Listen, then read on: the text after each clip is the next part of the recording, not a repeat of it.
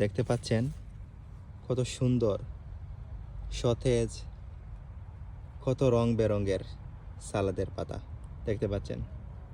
আমি এখন এখান থেকে কিছু হারভেস্ট করেছি, সেটি আপনাদের দেখাচ্ছি।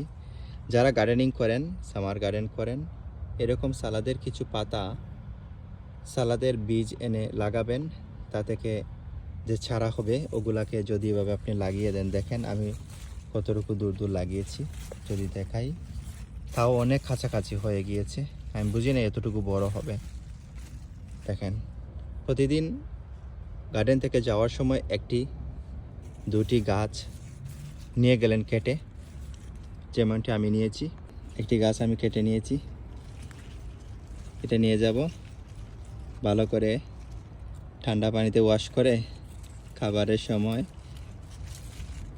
সালাদ হিসেবে পরিবেশন যখন করব, খেতে কিন্তু অনেক সুস্বাদু, অনেক অনেক অনেক বেশি স্বাদ এবং দেখতেও লোভনীয়। এই হচ্ছে আরেকটি, দেখেন দেখতে কত লোভনীয়, দেখতে যতটা লোভনীয় খেতে তার চেয়ে দারুণ। তো আমার পরামর্শ হচ্ছে যারা গার্ডেনিং করেন সবাই সালাদের বিভিন্ন কালারের সালাদের পাতা লাগাবেন।